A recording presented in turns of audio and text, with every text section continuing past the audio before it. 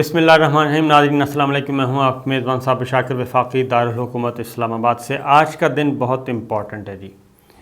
آج کا دن اس لیے امپورٹنٹ ہے کہ سمری وزارت دفاع کی طرف سے آ چکی ہے نئے DGISA کی اپائنٹمنٹ کے لیے، اور اس سمری میں 3 نام تحریر ہیں، پورا پینل بھیجا گیا ہے اور تینوں افسران لیفٹیننٹ جنرل ہیں۔ ایک لیفٹیننٹ جنرل ندیم احمد انجم ہیں اور دیگر 2 بھی 3 اسٹار جرنیل ہیں۔ 3 نام بھیجے گئے ہیں اور ان 3 ناموں کی recommendation army chief general Qamar Javed Bajwa کی ہدایت پر کی گئی ہے۔ ان کی اپروول کے ساتھ 3 نام سلیکٹ کیے گئے اور 3 ناموں کی سمری کے ساتھ اب اگلی بات یہ ہے کہ وزارت دفاع نے بھی اپنا نوٹ پٹ کیا ہے اور اس میں انہوں نے اپنی پریورٹی بتائی ہے، تینوں کا پروفائل بھیجا ہے، تینوں کی خوبیاں خصوصیات کیا کیا ہیں، کیا کیا اسپیشلٹیز ہیں وہ بھیجی ہیں، ایجوکیشن کیریئر، سروس کا ریکارڈ یہ بھیجا ہے، پلس پریورٹی بھی بتائی گئی ہے۔ نمبر 1 پہ جو ٹاپ پریورٹی ہے وہ ہے لیفٹیننٹ جنرل ندیم احمد انجم، جو اس وقت کور کمانڈر کراچی ہیں، اور انہوں نے ان کا نامینیٹ کیا تھا۔ جو پہلی ملاقات آرمی چیف اور وزیر اعظم عمران خان کے درمیان ہوئی، اس ملاقات میں جنرل ندیم احمد انجم کی رسمی منظوری ہوئی، پرائم منسٹر کے ساتھ بات چیت مشاورت کے بعد وہ اناؤنس کیا گیا تھا۔ اس کے بعد تنازع کھڑا ہوا، وہ رپیٹ کرنے کی ضرورت نہیں ہے،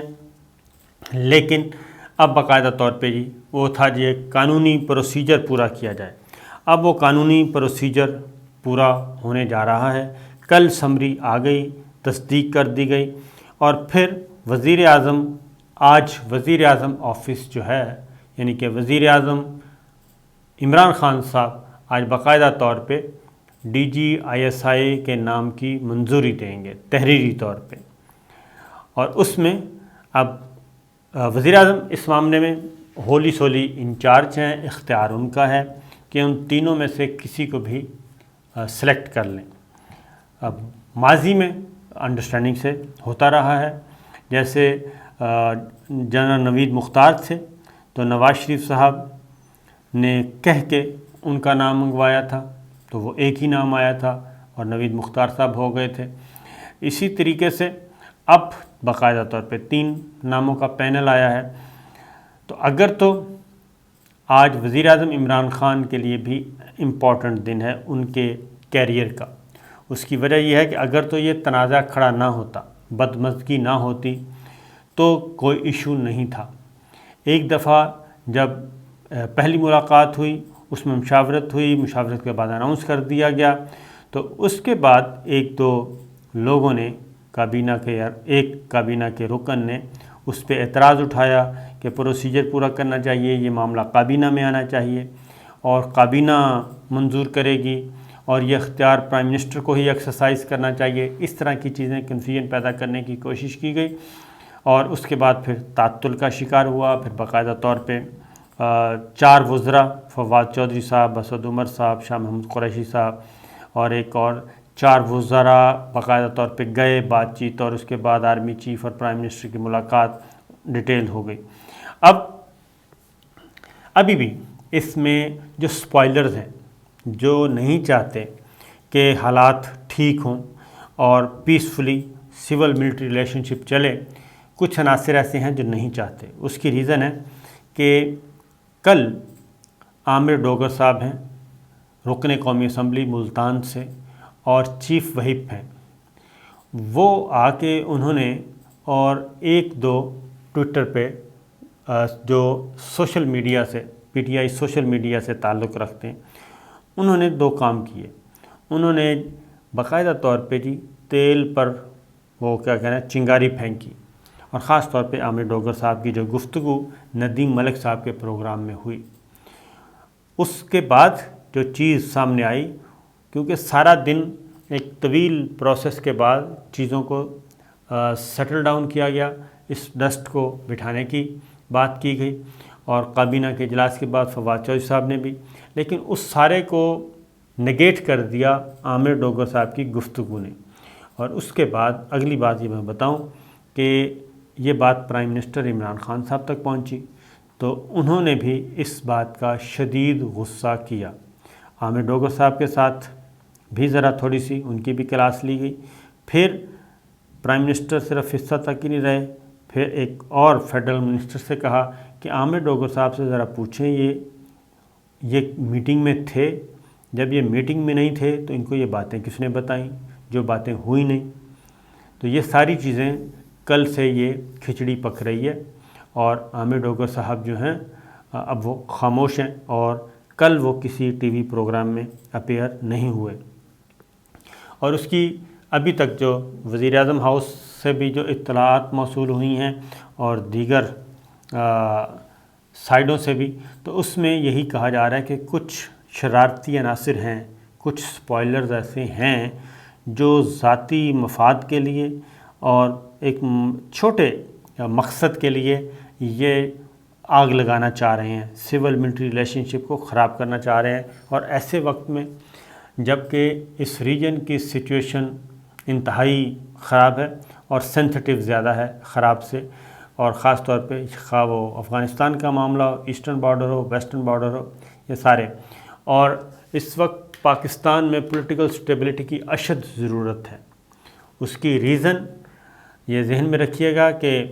اگلے یہ جو 1-2 سالوں میں جتنے بھی فیصلے لیے جائیں گے ٹورڈز افغانستان،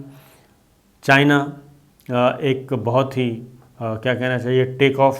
ایک نئے انداز سے کرنا چاہ رہا ہے، اور پھر ایک ریجنل بلاک بننے جا رہا ہے۔ اس میں آرمی چیف کا کردار بھی اہم ہے، پرائم منسٹر عمران خان کا کردار بھی اہم ہے، پاکستان کا کردار ہے۔ اور ایسے موقع میں اگر یہاں پہ کوئی بھی گڑبڑ ہوتی ہے، پولیٹیکل انسٹیبلٹی آتی ہے، تو یہ گڑبڑ پورے سسٹم کو نہیں بلکہ ملک کو بھی اور ملکی مفادات کو بھی نقصان پہنچائے گی۔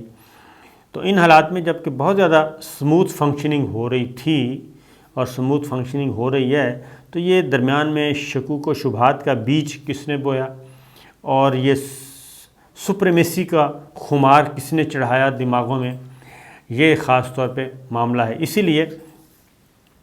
آج کا دن جو ہے وہ امپورٹنٹ اس لیے ہے کہ وزیر اعظم عمران خان نے اگلے DGISI کے نام کی تحریری طور پہ منظوری دینی ہے، اور کیا وہ اپنی پرانی بات پہ قائم رہتے ہیں یا نہیں، یہ امپورٹنٹ کویشچن ہے۔ اور وہ کس افسر کا انتخاب کرتے ہیں، اس افسر کا جو نمبر 1 پہ ہے، اس کا نمبر 2 پہ ہے، یا اس کا جو نمبر 3 پہ ہے، یہ بڑی ایک اہم چیز ہوگی۔ لیکن ایک بات ذہن میں رکھیے کہ بعض اوقات یہ ہوتا ہے کہ بعض اوقات دانستہ کچھ ایسے سٹیپس اٹھائے جاتے ہیں کہ بظاہر تو لگے کہ یہ پتہ نہیں کیا ہونے جا رہا ہے، لیکن ان دا لانگ رن پتہ چلتا ہے کہ نہیں، وہ سٹیپ یہی اٹھایا جانا تھا لیکن کسی اور طریقے سے، کان کو ادھر سے نہیں ادھر سے پکڑنا تھا، کان کو ضرور پکڑنا تھا، تو وہ تو معاملہ گیا ہو۔ پھر ایک تو دانشور بھی یہ کام کر رہے ہیں، وہ تیلی لگانے والا، تو ان پہ بھی نظر ہے، اور جو رات ایپیسوڈ ہوا اس پہ بھی نظر ہے۔ تو لگتا یہ ہے کہ جیسے ہی یہ نوٹیفیکیشن ہو جائے گا، اس کے بعد آج کسی وقت بھی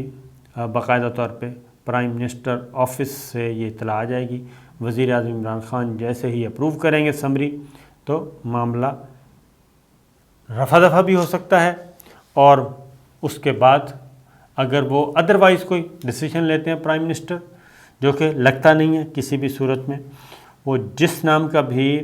انتخاب کریں گے، میں آپ کو اگلی بات بتا دوں کہ سرپرائز بھی ہو سکتا ہے، اور وہ سرپرائز بھی آپ ذہن میں رکھیے گا کہ سرپرائز ہمارے لیے سرپرائز ہوگا، یا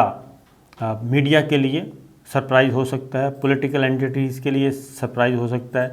لیکن وہ سرپرائز نہ تو جناب باجوہ صاحب کے لیے ہوگا اور نہ ہی پرائم منسٹر عمران خان کے لیے ہوگا، کیونکہ یہ معاملہ دونوں بڑوں کے درمیان ہی معاملہ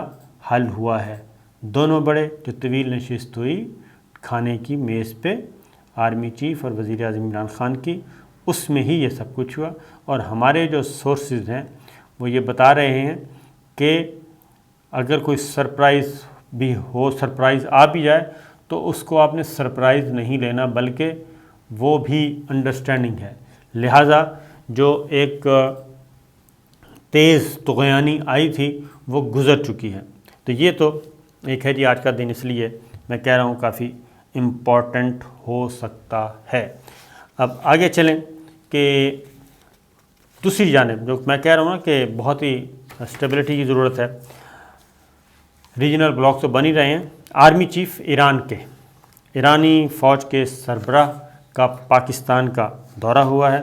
اور یہ وزٹ جو ہے یہ غیر معمولی نوعیت کا ہے، اور خاص طور پر ایسے وقت میں جب پاک ایران سرحد پہ پاکستان کی فورسز پہ حملے ہوئے، پاکستانی جوان شہید ہوئے، اور ایسے موقع پہ جب کہ افغانستان کا تنازع بہت شدت اختیار کر چکا ہے، اور ریجنل پلیئرز کی نظریں بھی ادھر ہیں اور نان ریجنل پلیئرز کی نظریں بھی ادھر ہیں. افغانستان کو جنگ سے نہیں جیتا جا سکا. یورپی یونین اپنے مذاکرات کر رہے ہیں افغان طالبان کے ساتھ، نئی افغان حکومت کے ساتھ. برطانیہ اپنے کر رہا ہے، امریکہ اپنے کر رہا ہے. سب ملک تگ و دو میں ہیں. اور جبکہ اس وقت ایران اور پاکستان میں جو مماثلت ہے اور جو ایک پیج ہے وہ افغانستان بن سکتا ہے. افغانستان کے معاملے میں دونوں کو فائدہ ہے کہ پرامن افغانستان، اور سی پیک میں ایران بھی شامل ہو چکا ہے، بیلٹ اینڈ روڈ انیشیٹو میں شامل ہو چکا ہے، اور چائنا اگلے 25 سال ایران میں بھاری بھرکم انویسٹمنٹ کرنے جا رہا ہے. تو اس معاملے میں کچھ مشترکات پائے جاتے ہیں، کچھ مماثلتیں ماضی کی نسبت زیادہ ہو گئی ہیں. تلخیاں بھی ہیں، غلط فہمیاں بھی ہیں، اور ان غلط فہمیوں کو ہی دور کرنے کے لیے یہ ایکسرسائز کی جا رہی ہے. Army chief general Qamar Javed Bajwa سے ملاقات ہوئی. Chairman joint chief of staff committee general Nadeem Raza سے ایرانی چیف کی ملاقات ہوئی، اور وزیر اعظم عمران خان صاحب سے بھی ہوئی، اور خاص طور پہ بریف کیا گیا. اور پاکستان کی طرف سے کنسرن بھی شو کیے گئے ہیں کہ پاکستان توقع کرتا ہے کہ ایران کی سرزمین پاکستان کے خلاف استعمال نہیں ہوگی، کیونکہ ماضی میں کلبھوشن یادیو کا جو نیٹ ورک اور کلبھوشن یادیو ایرانی سرزمین پہ بیٹھ کے آپریٹ کرتا رہا ہے، اور وہیں سے بیٹھ کے پاکستان کو ڈیسٹیبل کیا جا رہا تھا. اور کلبھوشن یادیو کے پاس 2 پاسپورٹ تھے، یہ بھی ذرا ذہن میں رکھیے. 2 پاسپورٹ اس کے پاس تھے، تو یہ ہو نہیں سکتا. تو یہ ساری چیزیں اپنی جگہ پہ موجود ہیں، اور پاک ایران سرحد